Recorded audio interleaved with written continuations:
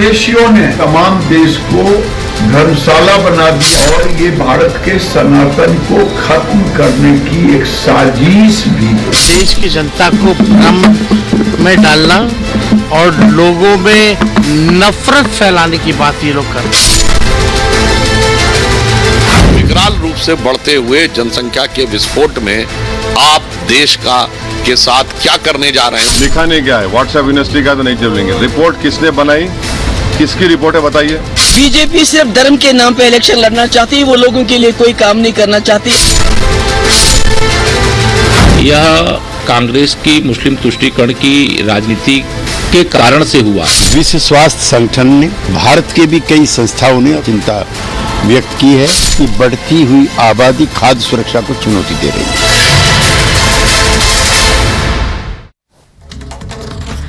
नमस्कार, आपके साथ मैं हूं सुजाता कुकरेती। आप देख रहे हैं महाभारत, और महाभारत में आज बात एक ऐसी रिपोर्ट की जिसके आने से और जिसकी जानकारी से कैसे हड़कंप मच गया है देश में। सवाल आज यह है कि क्या वो समय आ गया है कि इस देश को जनसंख्या को लेकर एक कानून लाना चाहिए, ऐसा कानून जिससे सबको 2 से ज्यादा बच्चे पैदा करने की इजाजत न दी जाए।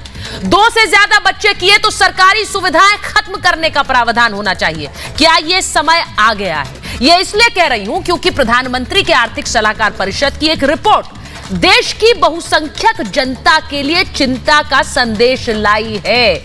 अब वो चिंता का संदेश क्या है मैं आपको आगे भी बताऊंगी। आज महाभारत उसी पर कर रही हूं क्योंकि देश में सियासी हिंदू मुसलमान की सियासी लड़ाई तो बहुत होती है, लेकिन इस देश में क्या उस पर एक काबू पाने के लिए कदम नहीं उठाए जा सकते हैं? उन कदमों में ही एक क्या जनसंख्या कानून होगा। सवाल आपको बताऊं कि कैसे आबादी पर यह आंखें खोलने वाली रिपोर्ट है। देश की आबादी पर यह आंकड़े जारी किए गए हैं और इस रिपोर्ट के अंदर हिंदुओं की हिस्सेदारी कैसे घटी है समय के साथ और मुसलमानों की बढ़ी है। यह पीएम की आर्थिक सलाहकार समिति की रिपोर्ट है, जैसे मैंने आपको बताया, और इसमें आबादी में हिंदुओं की जो हिस्सेदारी है ये 1950 से लेकर 2015 तक का डेटा है और इसमें 7.82% हिंदुओं की हिस्सेदारी घटी है जनसंख्या में। मुसलमानों की आबादी की हिस्सेदारी 43% बढ़ी है, यानी 43% ज्यादा हिस्सेदारी पूरी जनसंख्या में मुसलमानों की बढ़ गई। अब जैसा मैंने कहा 1950 से 2015 तक की यह रिपोर्ट है। अब इसको लेकर देश में एक हड़कंप मच गया क्योंकि हिंदू 84.68% से गिरकर 78% हो गए हैं और ये गिरने की दर जारी है। वहीं मुसलमान 9.84% से बढ़कर 14.09 हो गए हैं और ये बढ़ने की दर जारी है। ये उसी तरह से सिखों की भी संख्या 6.58 बढ़ी है, ईसाइयों की हिस्सेदारी 5.38% बढ़ी है। यह है रिपोर्ट। लेकिन इसी के साथ साथ मैं आपको यह भी बताना चाहती हूं कि इस रिपोर्ट पर कैसे एक सियासी घमासान मच गया है। वो सियासी घमासान क्या है, जरा अगला ग्राफिक चलाइए चेतन। सियासी घमासान इस रिपोर्ट के बाद, क्योंकि इसने यह बता दिया कि कैसे हिंदुओं की संख्या 1950 से 2015 तक घट रही है, तो गिरिराज सिंह कह रहे हैं, केंद्रीय मंत्री, कांग्रेस इस्लामिक स्टेट बनाना चाहती है, इसीलिए इस जनसंख्या पर कभी काबू ही नहीं किया। राहुल गांधी का पलटवार आया, वो कह रहे हैं मोदी हार रहे हैं इसीलिए मुद्दों से भटका रहे हैं, ये कोई मुद्दा है बात करने वाला इस समय। उसी के साथ साथ साक्षी महाराज जो बीजेपी के सांसद हैं वो कहते हैं देश में 4 बीवी 40 बच्चे अब नहीं चलेंगे, इसी तरह से जनसंख्या बढ़ रही है। महबूबा मुफ्ती का पलटवार आया, वो कहती है बीजेपी धर्म पर चुनाव लड़ना चाहती है, इसीलिए इस रिपोर्ट का जिक्र हो रहा है। वहीं असदुद्दीन ओवैसी, व्हाट्सएप यूनिवर्सिटी से यह रिपोर्ट बनाई गई है, वो कह रहे हैं इसमें कोई तथ्य नहीं है, ये व्हाट्सएप यूनिवर्सिटी वाली रिपोर्ट है। Keshav Prasad Maurya, deputy CM UP के, वो कह रहे हैं हम 5 हमारे 25 अब नहीं चलेगा, अब यूसीसी लागू होगा। और इसी के साथ साथ वीएचपी का भी आपको बयान बता दूं, विश्व हिंदू परिषद के डॉक्टर सुरेंद्र जैन कह रहे हैं तेजी से बढ़ती मुस्लिम जनसंख्या घातक है इस देश के लिए। वहीं तेजस्वी यादव का बयान आया, वो कह रहे हैं जनगणना क्यों नहीं की, नफरत मत फैलाइए। अब आपको एक रिपोर्ट दिखा देती हूं, उसके बाद महाभारत।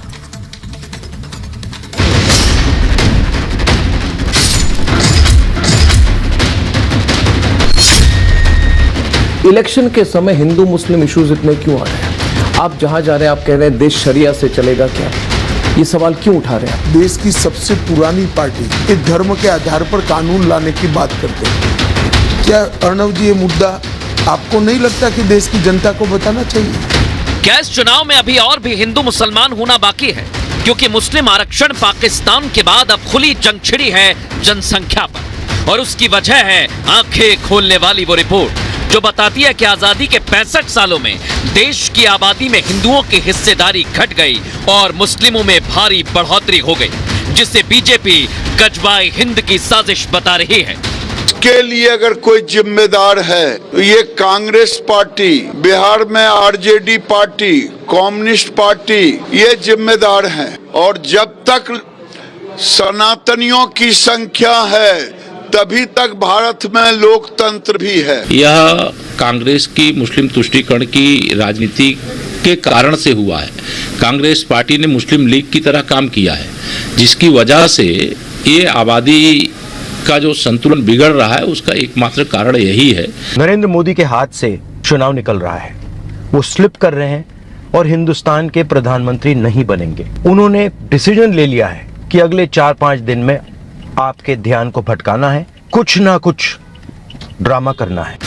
चौथे चरण के चुनाव से ठीक पहले आई इस रिपोर्ट से सियासी गलियारों में खलबली मची है, क्योंकि चुनाव में मोदी पहले ही मनमोहन सिंह के मुस्लिमों के पहले हक वाले बयान का हवाला देकर कांग्रेस पर हमलावर हैं। मुस्लिम आरक्षण देकर कांग्रेस और उसकी वकालत कर इंडी सवालों के घेरे में है, क्योंकि मोदी कह रहे हैं विपक्ष वाले पिछड़ों से आरक्षण और आधी संपत्ति छीनकर अपने वोट बैंक को दे देंगे।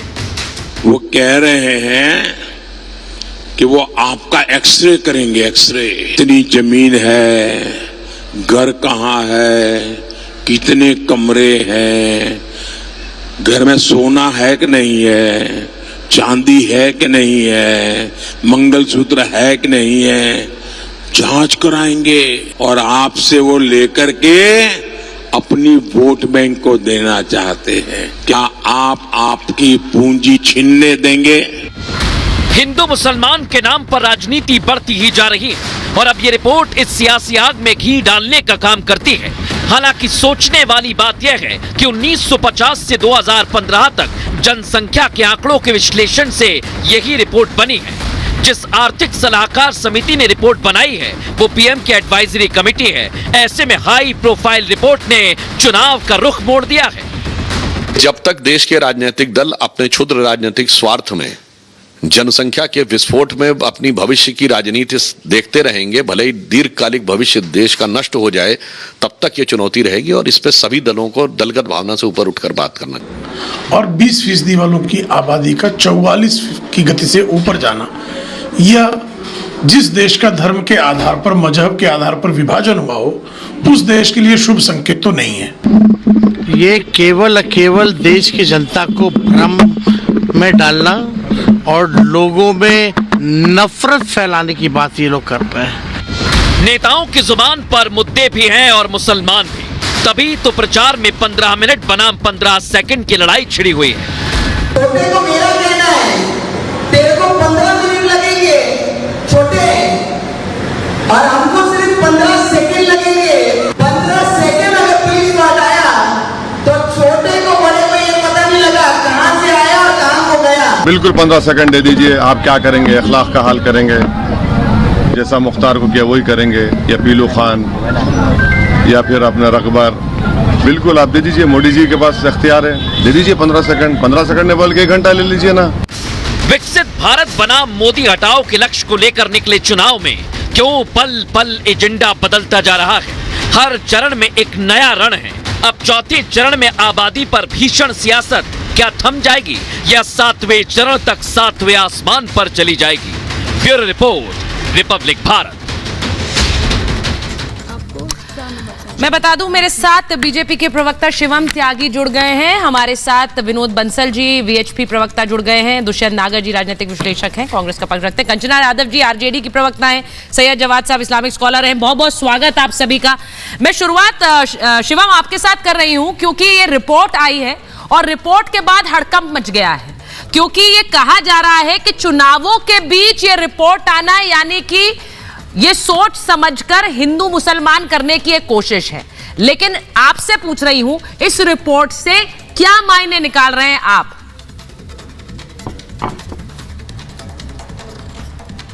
सुचारिता जी, सबसे पहले मैं एक चीज कहना चाहता हूं कि चुनाव है या नहीं है या कल होगा, उसका इस रिपोर्ट से कोई लेना देना नहीं है। इस देश की सच्चाई को ना आप बदल सकते ना मैं। इस देश के आस पड़ोस में जितने भी देश हैं वहां पर किस तरीके से जो माइनॉरिटीज हैं और जिनको यहां पर लाने की बात हुई थी उनकी जनसंख्या किस तरीके से गिरी है ये देश जानता है। लेकिन कंपैरेटिवली इस देश में जिस माइनॉरिटीज की हम बात करते हैं, खासतौर पर मुस्लिम माइनॉरिटीज, अगर उनकी आबादी में 43.15% की बढ़ोतरी हुई है और जो हिंदू आबादी है उसकी 7.82% जो प्रतिशत है वो कम हो गई है, तो ये अपने आप में सोचने का एक विषय है किस तरीके से इस देश में तुष्टीकरण, अपीजमेंट के नाम पर चीजों को आगे बढ़ाया जाता है। और कमाल बात है कि रिपोर्ट आने के बाद आज भी तेजस्वी यादव का बयान में आप ही के चैनल पर अभी बाइट सुन रहा था, वो कहते नहीं नहीं ये तो आग भड़काने वाली बात है, हिंदू मुस्लिम करने वाली बात है। कौन हिंदू मुस्लिम कर रहा है भाई? इस देश में डेमोग्राफिकली चीजें कितनी तेजी के साथ बदली है इस देश को पता है। इस देश ने किस तरीके से जम्मू कश्मीर में डेमोग्राफी के हिसाब से जो चीजें बदली और उसके बाद जो एग्जोडस देखा वो इस देश ने देखा है।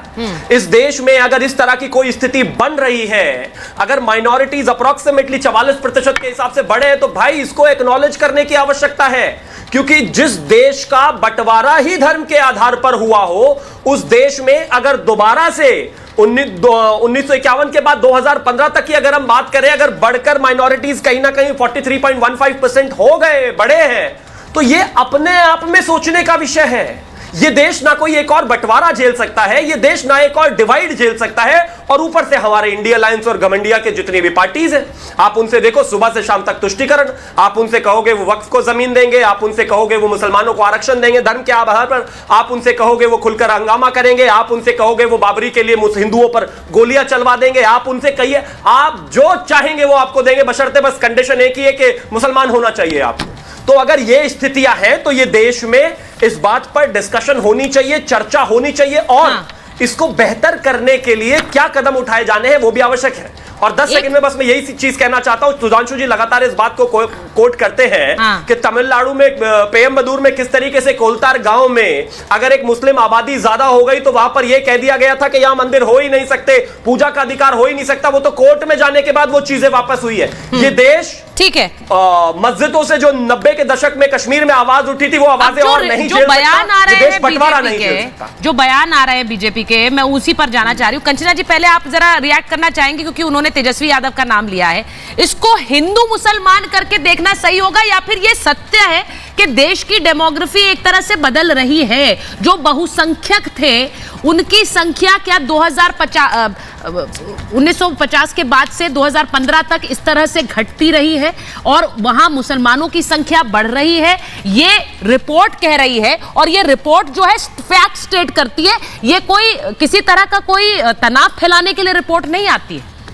देखिए, मैं आपको 2 आंकड़े बताना चाहूंगी। चुनाव शुरू होने के पहले एक आंकड़ा आया था कि 25 करोड़ लोग गरीबी रेखा से बाहर निकल गए। हमेशा जब कोई गरीबी रेखा से बाहर निकलता है तो कोई थर्ड एजेंसी, चाहे वर्ल्ड बैंक हो, IMF हो, उसको कोट करती है, तथ्य बताती है कि हाँ ये सच है। लेकिन ये ऐसा आंकड़ा आया जिसपे किसी थर्ड पार्टी ने नहीं कहा कि ये सच है। मतलब ये चुनाव शुरू होने के पहले भाई बीच चुनाव में एक ऐसा फिर से आंकड़ा आता है जिसमें कहा जाता है कि मुसलमानों की पॉपुलेशन 40% से ज्यादा बढ़ गई है। लेकिन हकीकत यह है कि 2021 का सेंसस इन्होंने रोक दिया है। भाई साहब, आप 2015 तक का क्यों आंकड़ा देते हो? आप आंकड़ा आपको देना है 2023 का दो ना, 2024 चल रहा है और 2001 का सेंसस का आंकड़ा कहता है कि हिंदू का पॉपुलेशन -2.75% गिरा है और मुस्लिम का -3.53 और 2011 का कहता है कि हिंदू का 3.26 गिरा है तो वही मुसलमान का 4.73 गिरा है। ये सेंसस का आंकड़ा कह रहा है और इसका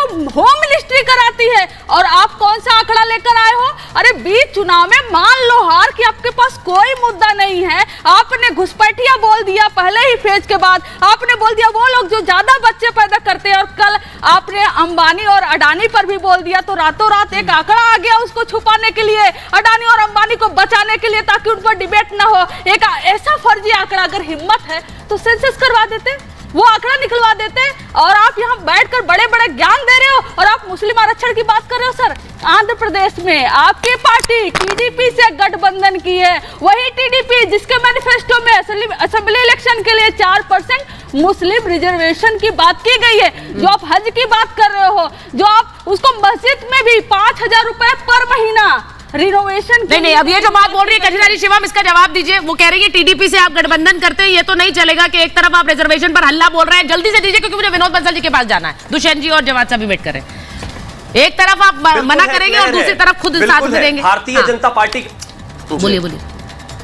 भारतीय जनता पार्टी का जो भी अलाय है, अगर उसकी 100% भारतीय जनता पार्टी की तरह विचारधारा होती तो वो अलाय नहीं होता, वो पार्टी होता। हमारा स्टैंड क्लियर है भाई। जहां पर आप लोगों ने दे दिया उस पर बात कर लीजिए। कर्नाटका में दे दिया, तेलंगाना में दे दिया, आंध्रा में देने की कोशिश की, देश में देने की कोशिश की। जहां दे दिया उस पर कोई सवाल जवाब नहीं है। और एक और चीज मैं कहना चाहता हूं, वर्ल्ड हंगर इंडेक्स की बात करें, ग्लोबल हंगर इंडेक्स की बात करें, हिंदुस्तान उसमें बांग्लादेश और श्रीलंका से भी पीछे आ जाए, जहां पर 400 रुपए किलो आटा मिल रहा है, उस रिपोर्ट पर इनको विश्वास होता है। लेकिन अगर यहां पर प्रधानमंत्री आर्थिक सलाहकार परिषद से कोई रिपोर्ट आती, कहते नहीं ये तो फर्जी है जी, इसमें मुसलमान कैसे आप ज्यादा हो सकते हैं। ये देश सामने देख रहा है, अपने पड़ोस में देखिए, आसपास देखिए। राजनीति करने के लिए कंचना जी को यहां तक आने की आवश्यकता नहीं है। अल्टीमेटली अगर दूसरी तरफ के लोगों को देखो तो वो जाति में नहीं बढ़ते हैं भाई। आप यहां खड़े होकर क्योंकि आपका वोट बैंक है तो आप कहते हैं नहीं मुस्लिम तो बढ़े ही नहीं है। मैं मानता हूं कि आप रिपोर्ट को रिजेक्ट कर सकते हैं, लेकिन कश्मीर में जो हुआ उसको रिजेक्ट नहीं कर सकते। आप रिपोर्ट को रिजेक्ट कर सकते हैं, लेकिन जिस तरीके से केरला में होता है आप उसको रिजेक्ट नहीं कर सकते। और छोड़ दीजिए हिंदुओं को, आज तो केरला की अगर मैं बात करूं तो वहां पर क्रिश्चियंस ये सवाल उठा रहे हैं कि वो खुद परेशान है। वहां पर खुद वो रोजाना कोर्ट जाते हैं, खुद वहां पर एक क्रिश्चियन प्रोफेसर के हाथ काट दिए गए थे। रिपोर्ट को डिनाई कर दीजिए। मैं मानता हूं कि आप आंखें बंद करके कबूतर की तरह बैठने से कुछ नहीं होने वाला है। ये सच्चाई है, एक्नॉलेज करनी पड़ेगी। आज कर लोगे तो शायद सुधार क्या ये सच्चाई है? तो सुधार के लायक नहीं रहेंगे। शिवम, आपने बोला ये सच्चाई से एक्नॉलेज करना पड़ेगा, लेकिन क्या ये सच्चाई इस हद तक है विनोद बंसल जी कि एक इस्लामिक स्टेट बनाने की तैयारी हो जाए जैसे गिरिराज सिंह कर रहे हैं? वो कह रहे हैं कि ये तो इस्लामिक स्टेट बनाना चाह रही थी कांग्रेस, इसीलिए इस तरह से जनसंख्या बढ़ने दी गई। देखिए, इसमें कोई दोहराई नहीं है। आप देखिए दुनिया में जहां जब जो है ना, भारत के अंदर भी देखें तो हम जब हिंदू घटा तब देश बटा। आप देखिए चाहे पाकिस्तान की बात हो, अफगानिस्तान की बात हो, बांग्लादेश की बात हो, या अभी जो जम्मू कश्मीर की स्थिति जो परिस्थिति हमें सामने है, या फिर देश के और जो आप देखिए 9 राज्य ऐसे हैं जहां पर हिंदू अल्पसंख्यक हो चुका है। ये सिर्फ और सिर्फ ये अभी पोस्ट इंडिपेंडेंस के डाटा है सुचरिता जी। और 200 से अधिक जिलों में हिंदू नगण्य हो गया है। आखिरकार क्या कारण है कि आप आखिरकार ये जो ग्लोबल जो अपनी जो हिंदुस्तान की पॉपुलेशन है, जिसमें बहुसंख्यक पॉपुलेशन 8% गिर रही है, और जो जिसको तथाकथित अल्पसंख्यक कहते हैं, मैं इसको दूसरी सेकंड लार्जेस्ट पॉपुलेशन कहता हूं, वो 43% से ज्यादा बढ़ी है।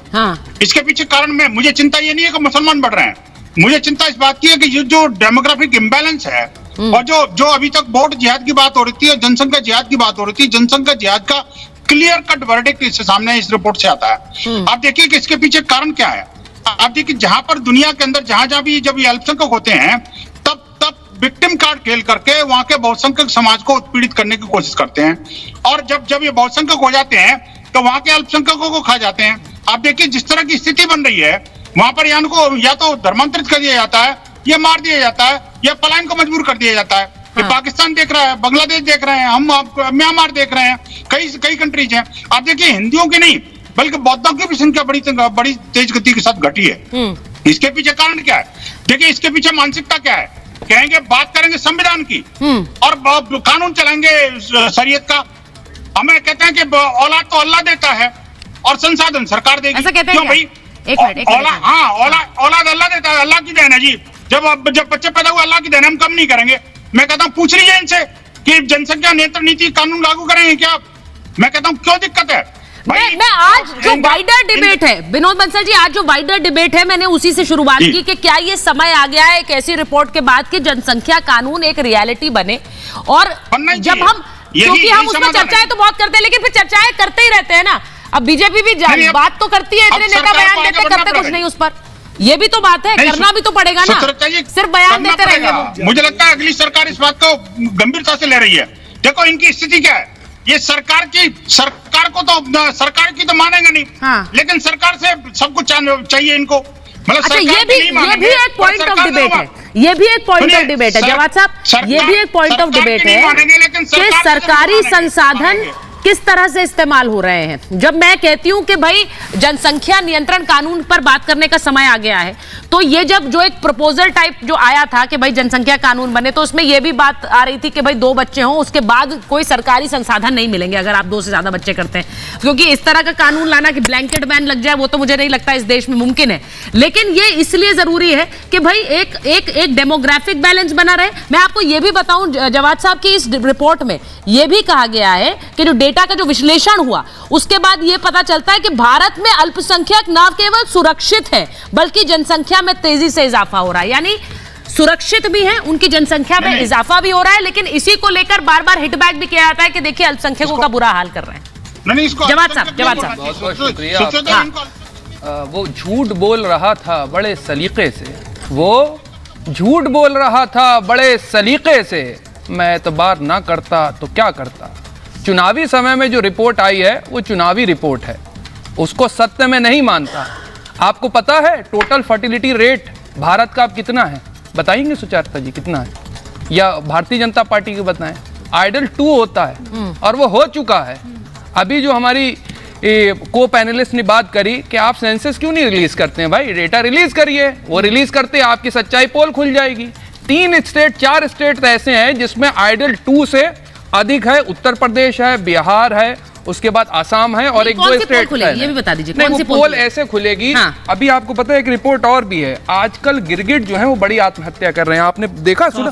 काफी गिरगिट जो है वो आत्महत्या कर रहे हैं। भारतीय जनता पार्टी का जैसे वो देखते हैं कि अरे ये हमसे ज्यादा बहरूपी हैं, हमसे ज्यादा रंग चेंज करते हैं, तो गिरगिटों ने आत्महत्या करना चालू कर दी भारतीय जनता पार्टी को देख देख के। हर चौराहे पे आप ऐसी रिपोर्ट भी आई है। देखिए क्या है, चुनावी मुद्दों के अंदर जब कोई मुद्दे नहीं मिल रहे हैं, एक बना के रखिए ना जवाद साहब। नहीं डेकोरम है मैडम, ये भी एक रिपोर्ट हो सकता है।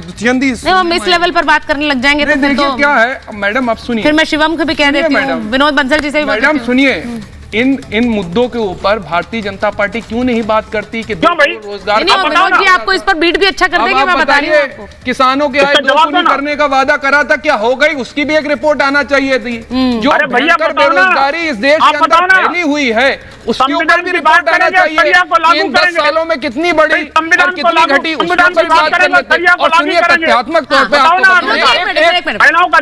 अरे एक फैक्चुअली आपको बता दूं, 1872 के अंदर लॉर्ड माउ ने जब भारत के अंदर पाकिस्तान, बांग्लादेश और आपका जो अफगानिस्तान और तमाम लोग जो थे मिलकर के थे, तब भी भारत के अंदर जो पॉपुलेशन थी खास तौर से माइनॉरिटीज की और मुसलमानों की, वो मेजोरिटी से कम थी जब पहला सर्वे हुआ 1872 के अंदर। और लगातार अगर आप देखेंगे टोटल फर्टिलिटी रेट भारत का सभी जगह गिर रहा है। और उसमें बता दूं अभी एक किताब आई थी पॉपुलेशन का, कहना चाह रहे हैं मुसलमानों की संख्या नहीं बढ़ी है उस अनुपात में, घट रही है, दोनों की घट रही है, दोनों की घट रही है। और आपको रिपोर्ट है, मैं आपको बताऊं पॉपुलेशन बाय मिथ करके कौन सी रिपोर्ट है? मैडम आप सुनिए, हिंदुओं की नहीं, वो डेकेड वाइज है ना, आपने बताया, लेकिन कौन सी रिपोर्ट ऐसा बताती है कि जो जनसंख्या हिंदुओं की थी 1950 में आज उस दर तक नहीं गिरी है और बड़ी है, और मुसलमानों की हेल्थ सर्वे मैं बता रहा हूँ ना, आप सुनिए। तो नेशनल फैमिली हेल्थ सर्वे की मनसुख मांडविया जी ने ये रिपोर्ट बाकायदा करी थी कि टोटल फर्टिलिटी रेट 2.3 से घट करके आइडल 2 हो गया है। हाँ। ये तो इन्हीं की रिपोर्ट है। और दूसरी बुक के हवाले थे तो SY Qureshi, former chief election commissioner, उनकी किताब है पॉपुलेशन बाय मिथ, उसमें बाकायदा बताया गया है कि कहां पॉपुलेशन घट रही है। मैं आपको एक बात बता दूं जवाद साहब, उसका ताल्लुक जो है आपकी हेल्थ फैसिलिटीज से है और अवेयरनेस से है। ठीक है, शहरी इलाकों में आइडल 2 हो चुकी है, 2 से कम रेट पर report is not the same as जनसंख्या पर रिपोर्ट। देयर इज अ तो आप डेटा रिलीज करिए, तो ये भ्रम मत फैलाइए कि फर्टिलिटी वाली रिपोर्ट जारी कर दी है, it's not the same as population की। देखिए कुतर्क करने के लिए आप कुछ भी कर लीजिए, कुतर्क करने के लिए कुछ भी कर लीजिए, कोई कुतर्क नहीं है भाई, आपको पता भी है फर्टिलिटी रिपोर्ट का क्या मतलब होता है। तो बेकार की बात आप जो बात कर रहे हैं फर्टिलिटी डेटा है, उसके बाद आप बता रहे कि जनसंख्या की रिपोर्ट क्या कहती है। बताइए उत्तर प्रदेश मुझे ये बताइए, इससे आप बताइए बिहार की अनुपात निकाल लेंगे, आप क्या जनसंख्या का अनुपात निकाल लेंगे इससे? बिल्कुल गुमराह करने वाली बात नहीं, अरे नहीं है गुमराह करने वाली बातें दुष्यंत जी आपके पास कोई गुमराह करने वाली नहीं, ये गुमराह करने वाली बातें हैं, इसीलिए मैं आपको प्रूफ के साथ बात कोई रिपोर्ट बता दे, कोई रिपोर्ट आप बता दीजिए। मैंने सीधा सवाल पूछा था, मैंने कहा एक कोई रिपोर्ट ऐसी बता दीजिए जिसमें दुष्यंत जी ने कहा जाता हो। दुष्यंत जी से पूछ रही हूँ आपसे, दुष्यंत जी ऐसी कोई रिपोर्ट जिसमें यह बता दिया जाए कि भाई हिंदुओं की जनसंख्या तो नहीं गिरी है, मुसलमानों की नहीं बढ़ी है, ये कोई है ऐसी रिपोर्ट? कोई ऐसी रिपोर्ट बताती है? हर रिपोर्ट जो आती है वो यही बताती है कि मुसलमानों का जो जनसंख्या दर है वो बढ़ा है। कई ऑथेंटिक रिपोर्ट आप जाएंगे तो बहुत सारी रिपोर्ट्स हैं जिसमें अलग अलग लोगों की राय है। लेकिन मैं ये बात करना चाहता हूँ, हमारे भारतीय जनता पार्टी के साथी दोनों बड़े समझदार और अच्छी जानकारी रखने वाले लोग हैं। कंचना जी ने एक प्रश्न उठाया कास्ट सेंसस को लेके। ये आंकड़े देते हैं 25 करोड़ लोग गरीबी रेखा से बाहर निकल गए। अब इनका नया आंकड़ा आया है कि भाई माइनॉरिटीज का इस तरह से वृद्धि हो रही है जनसंख्या दर में और हिंदू घट रहा है। तो इसकी पता तो तब चलेगी, ऑथेंटिक जानकारी तब आएगी जब देश का महाराज मैं आपके बीच में तो बोला नहीं था, मैं आपके बीच में तो बोला नहीं था। जब देश का आर्थिक सर्वे होगा और कास्ट सेंसस होगा, ये भी तो पता चलेगा कि SC ST OBC की कौन कौन सी जातियां हैं जिनकी जनसंख्या गिर रही है, उसके कारण क्या है, तभी उनके लिए प्रोग्राम बनाएंगे। तो जब बात करते हैं कोई सकारात्मक और सही, तो ये एकदम अलग से इनका रिएक्शन आता है। कोई कोर्ट चला जाएगा, आर्थिक सर्वे की बात करेंगे तो ये कहेंगे कि सारी संपत्तियों पे कब्जा करने का इरादा है, किसी के 2 भैंस है तो 1 भैंस ले ली जाएगी, किसी के 4 ट्रैक्टर है तो 2 ट्रैक्टर ले लेंगे। अजीब अजीब तर्क आने लगते हैं। लेकिन चुनाव के बीचों बीच नए नए शिगुफे, नई नई योजनाएं, किस तरह से आज वोटर का ध्यान डाइवर्ट किया जाए, किस तरह से विपक्ष के नैरेटिव को कुछ डेंट किया जाए, भाई जनता तय कर चुकी है। वो अपना मुस्तकबिल चुनेगी जिसको चाहेगी। सियासी मुद्दा है, आप लोगों पे भरोसा करिए। आपको लग रहा है रोज गोल पोस्ट क्यों चेंज करते हैं? को डेंट करने के लिए रिपोर्ट है। समस्या यही है कि क्या ये विपक्ष के नैरेटिव को डेंट करने के लिए है? शिवम, ये एक घर में, मैं आप लोगों से भी पूछ रही हूं, ये घर में क्या चर्चाएं नहीं होती हैं?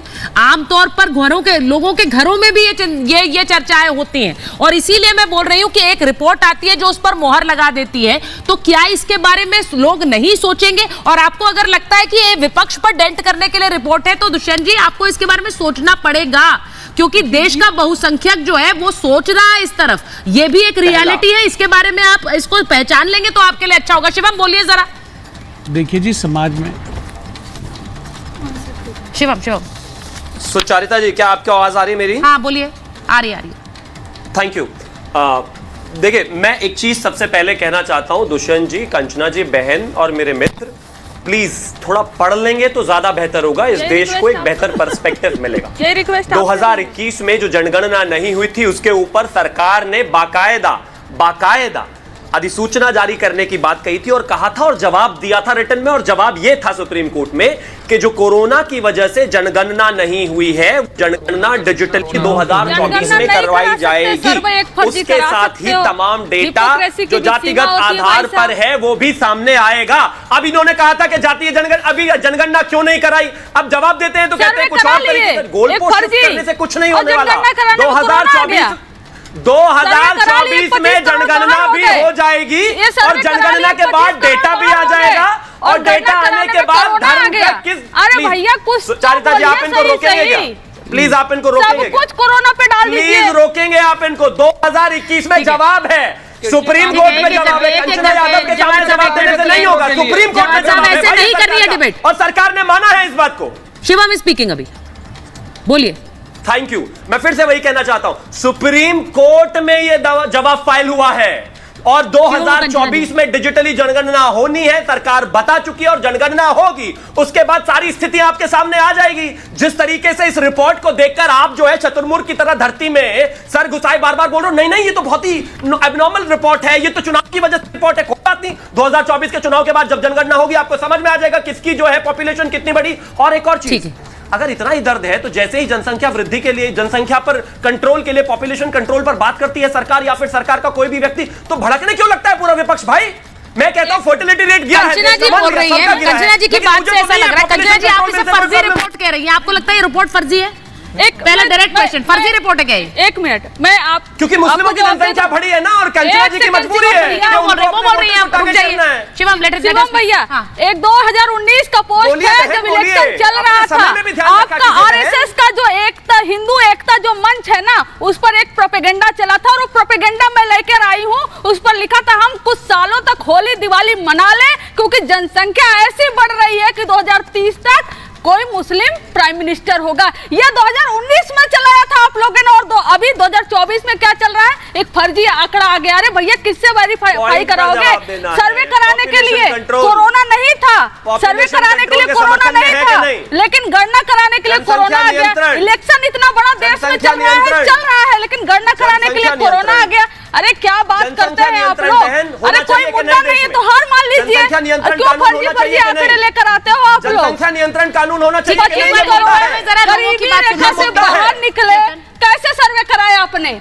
आपने सर्वे कराया ना, वो कैसे कराया आपने? और गणना कराने में दिक्कत हो गई, और जब ये गणना होगा, जब आएगा आंकड़ा सामने और आपका ये फर्जी निकलेगा, तब आप पर होगी। आप कह रही है फर्जी रिपोर्ट है, आप देश को फर्जी रिपोर्ट है, आपके पास इलेक्शन मुद्दा नहीं है, तो आप हिंदुस्तान और पाकिस्तान और हिंदू और मुस्लिम कराना चाह रहे हो। अरे किस स्तर तक गिर गए हो भैया, घुसपैठिया। कंचना जी एक बात बताइए, कंचना जी एक बात बताइए, जब रिपोर्ट आती है तो रिपोर्ट में डेटा होता है, रिपोर्ट प्रधानमंत्री की आर्थिक सलाहकार परिषद की रिपोर्ट है। आपको लगता है कि ये नरेंद्र मोदी की बात नहीं है, ये प्रधानमंत्री की आर्थिक सलाहकार परिषद है? आपको लगता है ये फॉल्स डेटा देगा, ये जानकारी गलत देगा, इसलिए कि चुनाव में हिंदू मुसलमान हो सके और ये जीत सके? मैम, ये डेटा जो है ये ऐसे ही पब्लिश नहीं होता है। अगर वो डेटा दिया जा रहा है, इसमें सुचरिता जी 10 सेकंड नीचे। वही आर्थिक सलाहकार जिसको आप कोट कर रही हैं, वही आर्थिक सलाहकार एक आर्टिकल लिखते हैं कि संविधान को खत्म करना चाहिए या बदलना चाहिए, वही आर्थिक सलाहकार। और प्राइम मिनिस्टर क्या कहते हैं? खुद आ जाए बाबा साहब तो भी नहीं बदलेगा। अरे कैसे आर्थिक सलाहकार जो इस देश के संविधान को खत्म करने के लिए एक आर्टिकल लिखते हैं और हम उन पर भरोसा? संविधान खत्म करने के लिए नहीं लिखते हैं कंचना जी, प्लीज अगेन करेक्ट दैट। संविधान खत्म करने के लिए नहीं लिखते, उस पर एक डिस्कशन, एक चर्चा अलग होती है और खत्म करना अलग होता है। ये उसी जैसा है जैसा आप कह रहे हैं कि नरेंद्र मोदी आएंगे तो संविधान खत्म कर देंगे। मुझे ये बताइए कौन कर सकता है संविधान खत्म? ये मैं सवाल बार बार उठाती हूँ। कॉन्स्टिट्यूशनल अमेंडमेंट अलग होता है, लेकिन संविधान खत्म करना ये किसी के बस की नहीं है। विनोद जी बोलिए। सुचरिता जी, आपके एक नेशनल टीवी चैनल पर बैठ करके एक पार्टी की प्रवक्ता ने सीधा लोगों को भड़काने की, देश विरोधी षड्यंत्र रचने की कोशिश की है। मैं सीधा कहता हूं, उनको माफी मांगनी चाहिए। क्या आखिरकार किसने बोले? या तो नाम बताएं कि किसने कहा कि संविधान खत्म कर देंगे। अच्छा, और नहीं तो उसके बाद माफी मांगे। बेचारे पढ़ते नहीं है। अरुण गोविल अभी वो बोली है, आपके जो राजस्थान के उप मुख्यमंत्री हैं। अरे कहाँ का संविधान खत्म कर देंगे? आपने कहा आर्थिक सलाहकार परिषद ने बोला है, दर्जनों आपने कहा आर्थिक सलाहकार परिषद ने बोला है, सीट इसलिए चाहिए क्योंकि हमें संविधान बदलना है। आपने कार्रवाई नहीं की, आपने कार्रवाई नहीं की, आपने माफी मांगिए की मांग की, लेकिन माफी मांगे। दर्जनों लोग बोल रहे थे कि संविधान बदलना इसलिए 400 सीट चाहिए। आपने उन पर कार्रवाई क्यों नहीं की? आपने उनको टिकट दिया, आपने उनको चुनाव में लड़ाया, आपने उनके लिए प्रचार किया। ये क्या बात है भाई? आपने एक्सेप्ट क्यों नहीं लिया? इकोनॉमिक सलाहकार जो होते हैं वो आर्टिकल लिख देते हैं। 2015 में मोहन भागवत जी कहते हैं समीक्षा होनी चाहिए और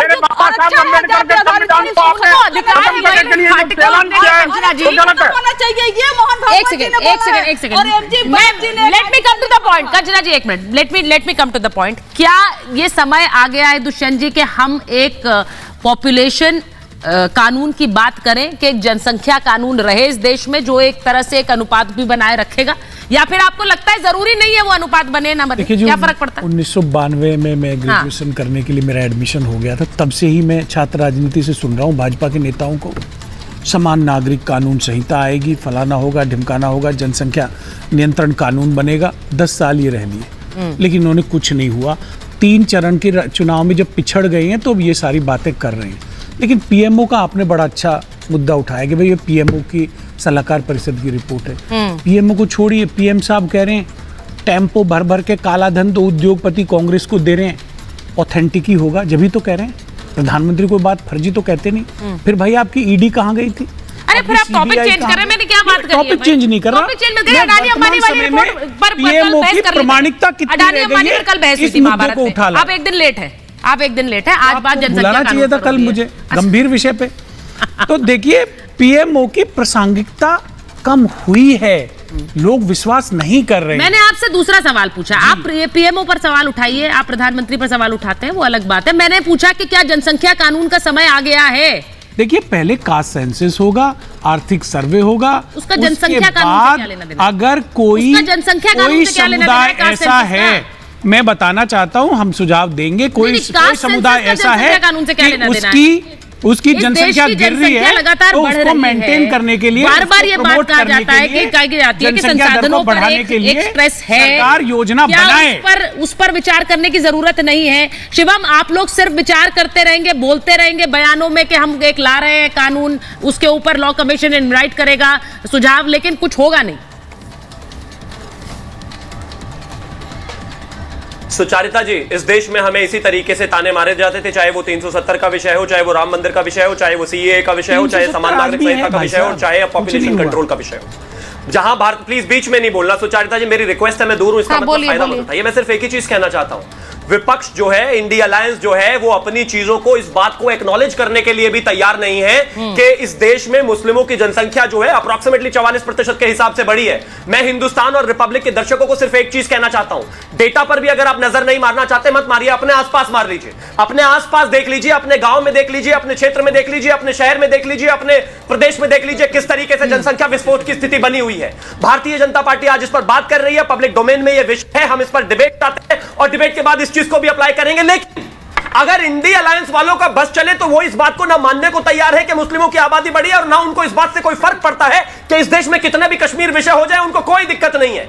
उसमें इस देश में कितना भी केरला वाली स्थिति हो जाए, कोई दिक्कत नहीं है। इस देश में कितना भी पश्चिम बंगाल वाली हालात हो जाए, कोई दिक्कत नहीं है। यही प्रॉब्लम है, और इस देश की जनता को यह सोचने की जरूरत है कि जहां जनसंख्या, देश की जनता वो सोच रही है, देश के नेता बयान दे रहे हैं, लेकिन इस पर होगा क्या?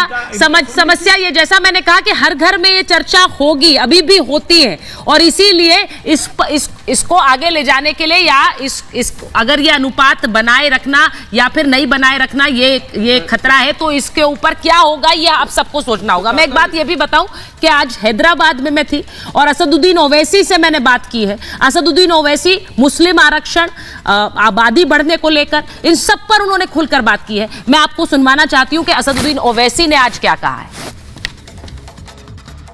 असदुद्दीन ओवैसी के सामने तो पहले भी प्रतिद्वंदी खड़े हुए हैं, लेकिन उन्होंने कभी सुर्खियां नहीं बटोरी, कुछ लोगों को तो नाम तक नहीं पता था। आप लोग हैदराबाद पार्लियामेंट की पॉलिटिकल हिस्ट्री से वाकिफ नहीं है। ठीक है। वेंकैया नायडू खड़े हुए थे 96 में, और उस जमाने में एक रेबल कैंडिडेट भी था एमआईएम का, और उसकी डेमोग्राफी कुछ और डिफरेंट थी, उसमें चिवड़ला, वैखाराबाद, तांडूर था, रंगारेड्डी डिस्ट्रिक्ट था। उसके बावजूद भी अवाम ने एमआईएम कामयाब किया। मेरे ख्याल से 75,000 80,000 से कामयाबी हुई थी एमआईएम की। फिर जितने एमआईएम के खिलाफ बीजेपी के कैंडिडेट्स थे, चाहे वो सुभाष चंद्र जी डिप्टी मेयर थे, आरएसएस का उनका चीफ है, क्या भगवान राव नाम है उनको, वो थे। तो ऐसा नहीं है कि देखिए बीजेपी से मुकाबला होता है, कांग्रेस से होता है, अब बीआरएस भी है, तो ये बोलना कि कोई है ही नहीं, सब है मैदान। मतलब आप खारिज कर रहे हैं माधवी लता जी को पूरी तरह से हैदराबाद में? नहीं, देखिए पार्टी से मुकाबला है ना। हाँ। तो पार्टी से मुकाबला होता रहेगा। ठीक है। मुझे एक चीज़ बताइए, वो कह रही हैं, क्योंकि मैंने उनसे भी बात की, वो कह रही है कि मैं कभी मुसलमानों या इस्लाम के बारे में कुछ गलत नहीं कहती हूँ, आप मेरा कोई वीडियो देख लीजिए, लेकिन वो सिर्फ मुसलमानों की बात करते हैं, मैं सबकी बात करती हूँ। ऐसा है ना कि जुमा 8 दिन हुआ है राजनीति में आकर, बीजेपी के मेंबर तो थे ही नहीं वो, बीजेपी को खुद के कार्यकर्ता को सोचना चाहिए कि भाई तुम में से किसी को नहीं दिया गया।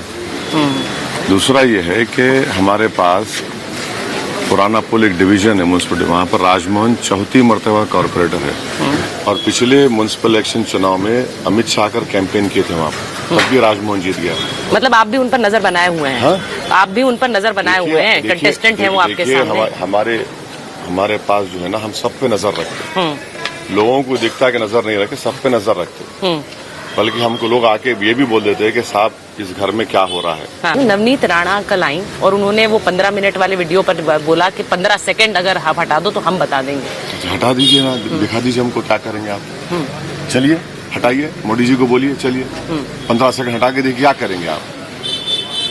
इखलाक कर देंगे मुझे, पीलू खान कर देंगे, मुख्तार कर देंगे, या क्या बोलते हैं उनको जो मारे गए उन्होंने, अतीक कर देंगे। क्या करेंगे, कर दीजिए ना, कौन रोक रहा है आपको। अरे भाई 15 सेकंड मैं, आप उनको बोलिए कि मैं आ जाता हूँ, 1 घंटा ठहर जाता हूँ, कर दीजिए, क्यों करना है। हम मौत से डरने वाले नहीं है। वो उस वीडियो के रिएक्शन अरे क्या रे, छोड़िए ना। हाँ। कोर्ट से फैसला हो चुका है। हाँ। अब वो खुद ही अपनी सीट नहीं बचा पा रहे वहाँ पर। आपको लग रहा है वो हार रही हैं? इंशाल्लाह हारे वो। मैं उस संविधान वाली बात पर आऊंगी क्योंकि उस बात को बार बार उठाया जा रहा है। प्रधानमंत्री ने अपनी सभा से कहा कि अगर बाबा साहेब अम्बेडकर भी आ जाए तो भी संविधान नहीं बदल सकता। उससे बड़ी चीज क्या हो सकती है? आपको अम्बेडकर साहब से मोहब्बत ही कहाँ है? अगर बाबा साहब से मोहब्बत होती है आपको तो आप EWS रिजर्वेशन देते ही नहीं आप। अगर बाबा साहब से मोहब्बत होती है आपको अम्बेडकर साहब से तो आप 50% लिमिट को क्रॉस कर देते। आप कर ही नहीं रहे ना। 303 MP ला के 50% लिमिट क्रॉस नहीं कर रहे। आप क्या कर रहे हैं? आप क्या बातें कर रहे हैं? लंबी लंबी छोड़ते हैं, कुछ है ही नहीं दम उसमें। क्या मुसलमानों को रिजर्वेशन मिलना चाहिए? मुसलमानों को रिजर्वेशन आर्टिकल 15 और 16 के तहत मुसलमानों में जो कास्ट हैं उनको मिलना चाहिए। अब जैसा ये लोग धोबी हैं, पीछे खड़े हैं आपके, इनको रिजर्वेशन है, इनको रिजर्वेशन है। अब आप ये बताइए कि जो आंध्रा और तेलंगाना में रिजर्वेशन दिया जा रहा है, PS कृष्णन एक रिनाउंड एंथ्रोपोलॉजिस्ट थे इस देश के, जो मंडल कमीशन रिपोर्ट बनाए, उन्होंने बताया कि ये मुसलमानों के कास्ट को रिजर्वेशन मिलेगा, ये कास्ट को नहीं मिलेगा। अब इसमें तकलीफ क्या है भाई? इस्लाम में अरे महात्मा गांधी को तो कास्ट के नाम से पुकारते थे। क्या बात कर रहे हैं आप? अखबार उठा के देख लीजिए, अखबार में क्या लिखा होता है। मैरिज में सुनिए, मैरिज में लिखा होता है ये कास्ट की बच्ची है, ये कास्ट का लड़का चाहिए, ये कास्ट का लड़की है। अरे कास्ट रियलिटी है भारत में, वो तो है, बिल्कुल है, उसको तो कोई दरकिनार नहीं कर सकता। हाँ। लेकिन वो कह रहे हैं कि इस्लाम का हिस्सा तो कास्ट सिस्टम था नहीं ना, था ये तो हिंदू धर्म का हिस्सा। अरे भाई था। अब रिजर्वेशन के खातिर क्या उसमें भी कहेंगे कि यहाँ पर बिल्कुल सही है। हाँ। इस्लाम के बारे में इतना मालूम है तो फिर देश के बारे में तो मालूम है। देश की रियलिटी तो ये है ना। ये पसमानदा क्यों बात करते हैं मोदी जी, बताइए। बिल्कुल है, बिल्कुल है। आप कभी हमारे साथ बनारस चलिए। बिल्कुल चलेंगे, आप जब बुलाएं। बनारस चल के वो बुनकरों की बस्ती में ले चलते हैं आपको, जहाँ पे अंसारी लोग रहते हैं। आप जाकर पूछिए कि उनको क्या हाल करके रख दिए मोदी जी ने। उन्हीं की कॉन्स्टिट्यूंसी है। एक लाइट का मीटर अगर चेंज कराना है उनके फादर के इंतकाल के बाद चेंज नहीं होता। बिजली का बिल कम नहीं होता। पूरे आधे बुनकर छोड़ के भाग गए बम्बई दिल्ली को। क्या बात कर रहे हैं? कौन सी दुनिया में रह रहे हैं? अरे भाई अगर इस देश की माइनॉरिटीज ताकतवर होंगी, मुल्क ताकतवर होगा ना। आप कैसे एक समाज को जो आबादी का 14% हिस्सा है उसको आप मार्जिनलाइज करके रखेंगे? तो फिर तो सबको धर्म के आधार पर आरक्षण देना होगा ना। सिर्फ धर्म के आधार पर नहीं दिया जा रहा है मैडम, कास्ट की बुनियाद पर दिया जा रहा है। ये मुद्दे पहुंचते क्यों नहीं? क्यों बार बार बीजेपी की सरकार रिटर्न करती है? सुनिए सवाल ये नहीं है। हाँ। कोई जीत रहा है तो वो अलग बात है, मगर देश को तो बचाना है ना। बिल्कुल सही बात है, सच्चाई को तो बोलना है। अब मोदी जी क्या बोल रहे हैं? अब क्रिकेट मैच में मुसलमानों को रिजर्वेशन। अरे क्रिकेट मैच में कैसा रिजर्वेशन होगा मोदी जी? क्रिकेट मैच में आप अंदाजा लगा रहे हैं कि चुनाव तो हो जाएगा, मगर जो नफरत आप पैदा कर रहे हैं मुसलमानों के बारे में, क्या होगा? यहाँ पर तीर मारने की बात, वहां पर वो बोल रहे हैं। पूरा का पूरा मुद्दा मुसलमान हो गया। अच्छा मोदी जी बोलते हैं कि लीज पर MIM को दिया गया हैदराबाद। अरे लीज पर तो आप दे दिए। 1% लोगों के पास 40% भारत की दौलत है। एक आदमी के पास पूरा एयरपोर्ट है, पूरा इलेक्ट्रल बॉन्ड 6000 करोड़ आपको मिला, और हैदराबाद में 80% इलेक्ट्रल बॉन्ड बने और असदुद्दीन ओवैसी को एक बॉन्ड नहीं। तो बीजेपी वाले बोल रहे आप तो जेम्स बॉन्ड है। अब बताइए, आप कोई बात है ये? नहीं, एक तो इलेक्ट्रल बॉन्ड मिलना ना, मेरे को एक भी नहीं मिला। ये आपका बॉन्ड है? हाँ, ये बॉन्ड है आपका? नहीं, ये बॉन्ड है। हाँ, वही कह रही हूँ, ये बॉन्ड है। ये नहीं, ये बॉन्ड सब पूरे रिलीजन का है। हाँ। और मोदी जी इस बॉन्ड के खिलाफ हैं। उनको इलेक्ट्रल बॉन्ड से मोहब्बत है। अरे आप बताइए, हम एक गोश्त की दुकान पे गए, अरे बोले माशाल्लाह काम चलता रहो, कुरैशी है वो। आपने कहा काटते रहो? नहीं, तो फिर इसलिए उसको लेकर भावनाएं आहत होने वाला आरोप आप पर लगा। कैसा आहत हो रही है? अगर शराब की दुकान बारे में कोई जाके विजय वाला टन लगा ले पी ले, मेरे को तू लोग आ गया, अब बोल भाई तू पीने वाला है, मैं क्या करूं? नहीं, गाय भावनात्मक मुद्दा अरे गाय है, की देश नहीं के है हिंदुओं दुकान, के लिए, वो इसलिए। वही तो गाय की नहीं है, बफलो की दुकान है, गाय की नहीं है। गाय कानूनन जुर्म है काटना, हम मान रहे हैं उस बात को, मगर गोश्त की दुकान है। नहीं, बात सिर्फ कहने की नहीं होती, एक सांकेतिक बात भी होती है। तो सांकेतों से बहुत चीजें चलती है, इसीलिए वो बहुत अच्छी बात है आपने की। मोदी जी ने 10 करोड़ का बॉन्ड लिया एक बीफ कंपनी से, वहाँ बीफ जिंदाबाद, और असउद्दीन ओवैसी गरीब की दुकान पे गया। वो बीफ कौन सी है ये भी तो बताइए, वो काऊ नहीं है, वो भी बफेलो है, ये क्यों नहीं बताते आप? ये भी तो बताइए। बीफ है ना, आप अपने टाइम पे आप कहते हैं बफेलो है, उनके टाइम पे आप ये छुपा जाते हैं। बीफ है ना, बीफ है ना, बीफ से लेंगे आप, और हम एक बीफ की दुकान, फिर आपका वाला भी बीफ है, तो दोनों को जिंदाबाद बोलिए, फिर दोनों जिंदाबाद बोलिए ना। वहां से 10 करोड़ रुपए लेंगे और एक बेचारा 15-14 घंटे काम करे 500 रुपए ले जाता, आपको तकलीफ है उससे? हिंदू भाइयों में कथिक है, कथिक लोगों को कारोबार करते, क्या हो रहा है भाई? आप इनको ही बंद कराने की बात करते हैं, तो ये है। चलिए खत्म। असदुद्दीन ओवैसी साहब, बहुत बहुत धन्यवाद आपका समय देने के लिए।